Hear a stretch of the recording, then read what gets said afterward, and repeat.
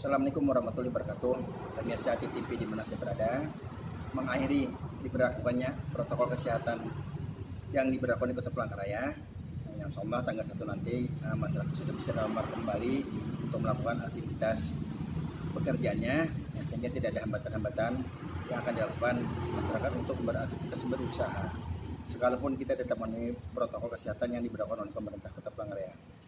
Berikut ada beberapa himbauan pesan dari beberapa tokoh untuk Bapak kita Wali Kota Palangkaraya, Bapak PRN untuk bisa mengantisipasi bagaimana COVID di Kota Palangkaraya benar-benar bisa untuk musnah.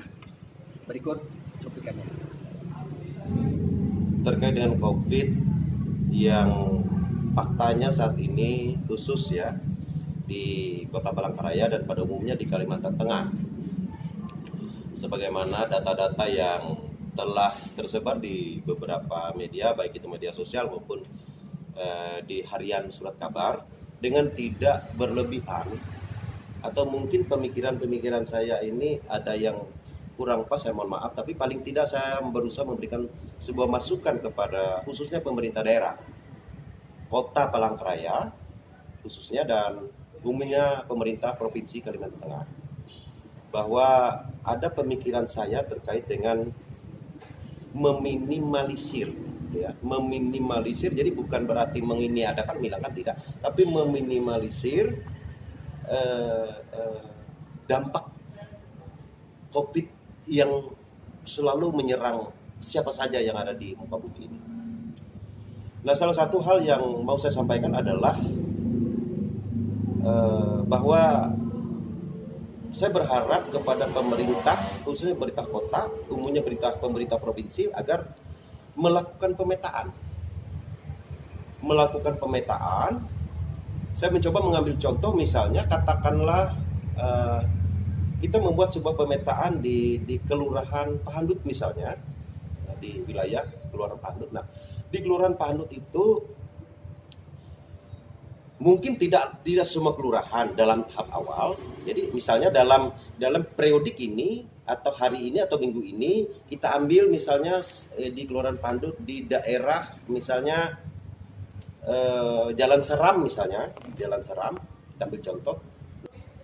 Itu tetap kita lakukan swab.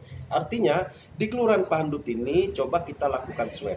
Tujuannya adalah memastikan bahwa sterilisasi di sebuah wilayah itu pasti. Artinya 99% pasti bahwa di daerah tersebut ada atau tidak ada orang kena COVID.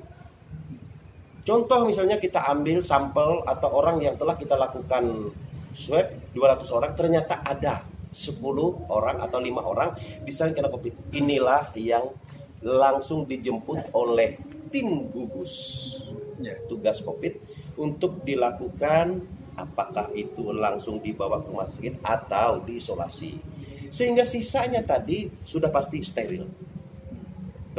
Nah, ini maksud saya agar memastikan bahwa orang itu kena COVID atau tidak. Nah, sehingga penyebarannya pasti. Artinya orang yang memang katakanlah namanya Udin, Anang, Baduk, ini tidak kena, ya aman-aman saja dia. Aman-aman, itu satu. Kedua lagi, apa pentingnya kita melakukan hal tersebut? Apa pentingnya? Di luar yang saya katakan tadi adalah ini memastikan orang kena COVID atau tidak. Nah, tujuannya adalah setidaknya setelah orang dilakukan swab, maka orang itu akan menerima atau diberikan surat bahwa seseorang ini telah dilakukan swab dan orang ini tidak kena COVID. Ya, sudah pasti. Nah, sehingga dia dalam beraktivitas, contoh dalam beraktivitas berdagang, berjualan, orang atau pembeli ini aman kok ke toko ini, karena orang yang berjaga di toko ini tadi, katakanlah seperti itu, dia sudah dilakukan swab, sehingga orang tidak ada keraguan-raguan. Nah, ini juga terkait dengan peningkatan perekonomian jual beli antara masyarakat atau konsumen dengan penjual atau pembeli dengan penjual, seperti itu. Nah, inilah yang berharap dilakukan oleh pemerintah provinsi umumnya, pemerintah kota khususnya melakukan di Kota Palangkaraya. Nah, ini bertahap nanti di Kelurahan Pahandut, nanti di Kelurahan Langkai, nanti di Kelurahan Jekan Raya dan seterusnya. Nah, ini berjalan sehingga terukur siapa yang kena COVID dan siapa yang tidak. Tetapi ini justru karena kita sudah mengetahui orang yang kena ini, katakanlah orang yang kena setelah dilakukan swab ini tadi ada 15-20 nggak apa-apa, tapi ini pasti 20 ini pasti akan disembuhkan, kemudian yang sisanya kita pastikan bahwa orang-orang ini adalah orang-orang yang sudah tidak kena COVID, seperti itu. Jelas, hasilnya jelas, maknanya jelas, tujuannya jelas, dan kita tidak lagi mencurigai A, mencurigai B bahwa dia kena, enggak lagi. Nah, seperti itu. Itulah Pak Abangda ya, Pak Hamli atau Abangda Hamli, hal-hal sementara yang bisa saya sampaikan seperti itu sebagai masukan dengan tidak berlebihan, tidak mengurangi rasa hormat pemerintah Kota Palangkaraya dan pemerintah provinsi. Ini hanya sekedar masukan saja. Insya Allah ini bisa diterima atau ini setidaknya menjadi bahan diskusi petinggi Kalteng. Sudah hampir setahun kita mengalami pandemi ini, itu sangat berdampak terhadap ekonomi masyarakat. Jadi tolong untuk pembatasan seperti ini tolong dipertimbangkan lagi. Pengaturan waktu tolong dipertimbangkan lagi. Nah, kalau seandainya sudah clean and clear area Palangkaraya, saya yakin ya ekonomi kita akan naik, tidak ada pembatasan, tidak ada pengurangan, tidak ada hal yang harus memulihkan ekonomi kita akan terus terjadi. Itu sih menurut saya yang lebih efektif dengan pendanaan yang selama ini ya sangat luar biasa dalam penanganan ini. Dan harapannya peraturan PSBB PSKM ini ya harus dievaluasi lagi. Tidak bisa kita menerapkan itu, intinya gini, tidak bisa kita menerapkan itu apabila tempat kita pun belum kita sterilkan. Istilah saya steril, maksudnya steril gini, sudah dilakukan swab semua, sudah dipilah yang mana COVID, yang mana enggak. Nah, yang COVID akan langsung dibuat penyembuhan, yang steril sudah bisa melakukan aktivitasnya secara maksimal. Tolong pada wali kota pertimbangkan pembatasan sosial ini, karena ini sangat berdampak menurunnya terhadap roda perekonomian. Kita harus detak-detak ekonomi harus tetap berjalan.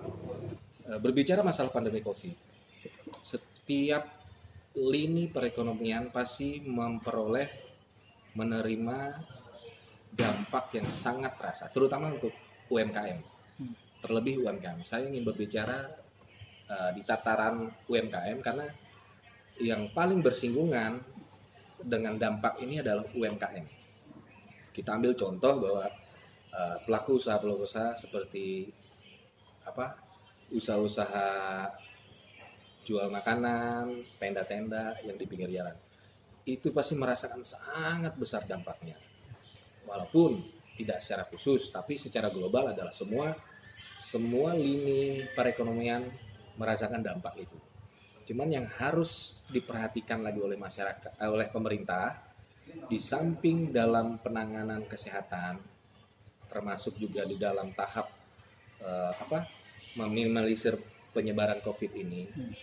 Apalagi sekarang kan vaksin sudah ditemukan, pemerintah sudah gencar-gencarnya juga. Saya rasa ini sudah masuk dalam masa transisi.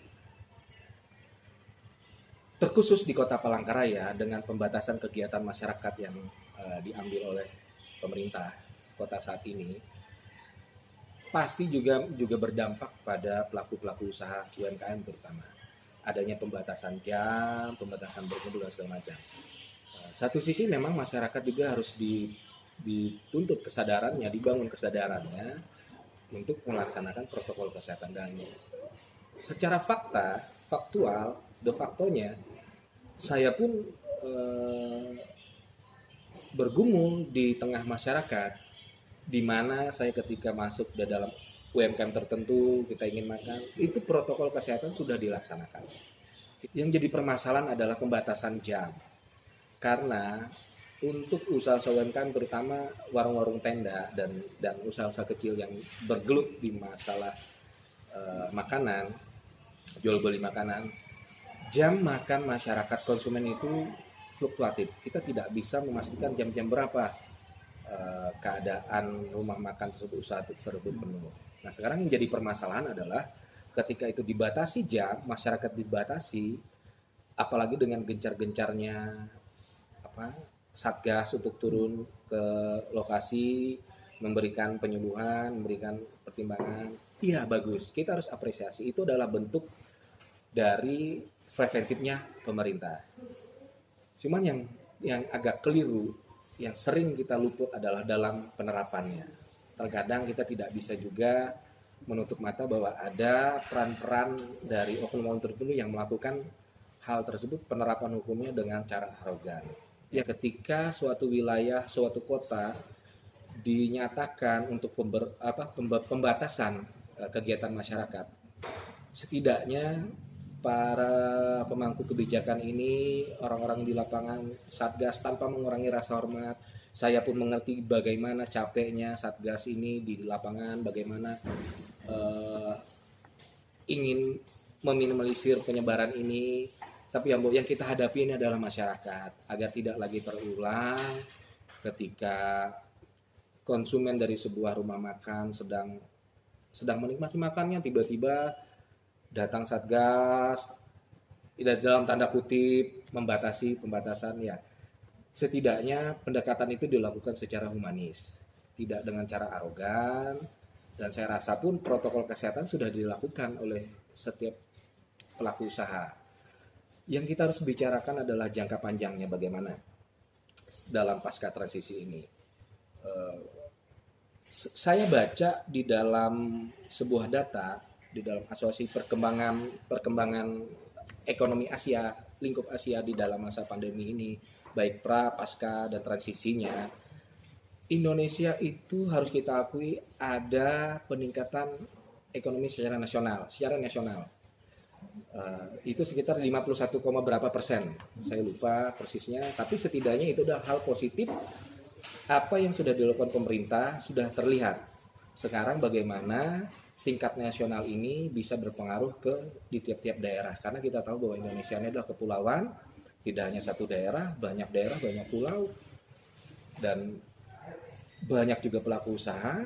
Mungkin yang bisa dilakukan pemerintah adalah pelan-pelan, tidak juga memanjakan masyarakatnya dengan bantuan langsung tunai, tetapi dengan agenda jangka panjang, menyiapkan di dalam masa transisi ini bagaimana pemerintah ini bisa menyiapkan warga masyarakatnya, dan tentu juga tidak bisa lepas dari bagaimana masyarakat warga negara kita sendiri memahami dan berperilaku. Mungkin itu yang bisa saya sampaikan dari sisi legal bisnis normatifnya, karena memang pemangku kebijakan ini memang harus bersinergi dengan masyarakatnya sendiri tanpa harus merugikan sektor-sektor ekonomi lainnya, terutama untuk UMKM ke bawah. Pemirsa, itulah penyampaian beberapa yang kita anggap tokoh, orang yang ahli hukum, dan juga beberapa orang yang menyampaikan bahwa untuk menghapus COVID tidak semudah itu, tapi secara perlahan-lahan untuk menghilangkannya. Dengan kerjasama antara pemerintah Kota Palangkaraya bersama dengan masyarakat, bersama orang-orang yang dianggap untuk bisa sama-sama membantu mainan COVID, mudah-mudahan ini bisa segera terpenuhi. Mudah-mudahan Kota Palangkaraya bisa terhindar, bisa sembuh kalau dia sakit COVID, untuk bisa tidak menular lagi kepada masyarakat yang lainnya. Demikian informasi kami sampaikan, mudah-mudahan bermanfaat bagi semua, dan kami sudahi dengan Assalamualaikum warahmatullahi wabarakatuh.